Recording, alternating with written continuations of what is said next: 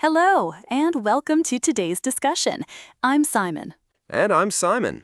We'll be covering some key business stories that have been making headlines recently. Let's start with Berkshire Hathaway's latest investment moves. The conglomerate has increased its stake in Alphabet, Google's parent company. That's interesting.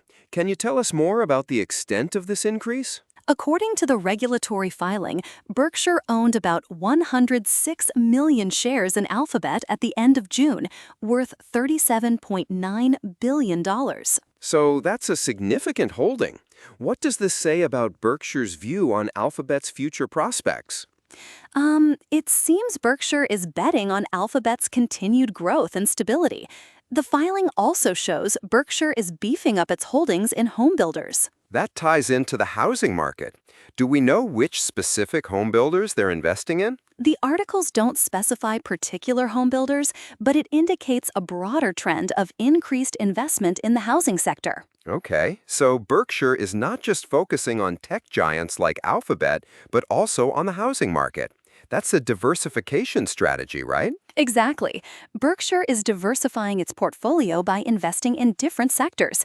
They are also paring down their stakes in financial companies and other stocks. That suggests they're rebalancing their portfolio. Have they given any reasons for reducing their stakes in those financial companies? The reports don't provide explicit reasons, but it could be part of their overall investment strategy to adjust their holdings based on market conditions and future growth prospects. Makes sense. Let's move on to another story. I understand Germany's auto industry is facing significant challenges. Yes, the industry has lost over 42,000 jobs in just 6 months, according to recent reports. That's a substantial number. What factors are contributing to this decline? The articles mention ongoing struggles within the automotive sector, though specific factors aren't detailed. It could be related to broader economic conditions or industry-specific challenges. The automotive industry is highly sensitive to economic fluctuations. Do the reports suggest any potential recovery or stabilization in the near future? The articles don't provide clear indications of a recovery. The situation seems to be ongoing, with continued pressure on employment in the sector. That must be concerning for both the companies involved and the workforce. Let's shift gears to another topic.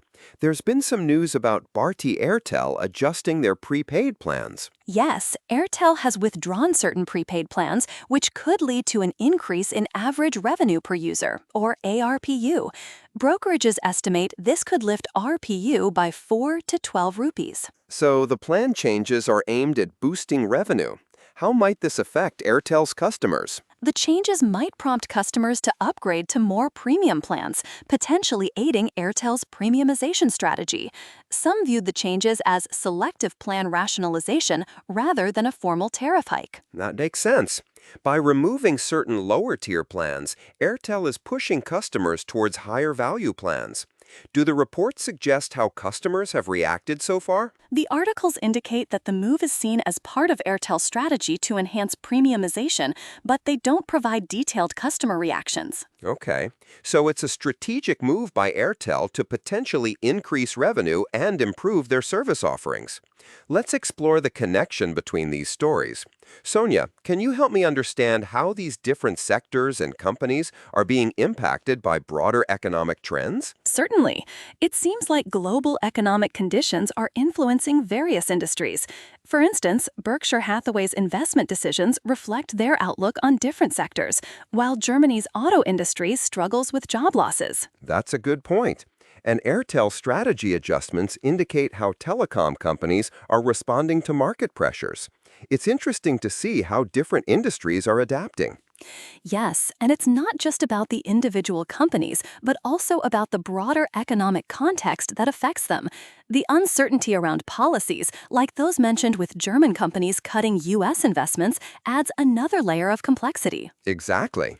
The Trump administration's policies creating uncertainty for transatlantic trading partners have impacted business decisions, as seen with German investments in the U.S. dropping to a 3-year low. That highlights the interconnectedness of global markets and economies.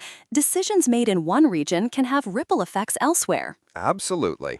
Well, that's all for today's discussion. Thank you, Sonia. Thank you, Simon. Goodbye.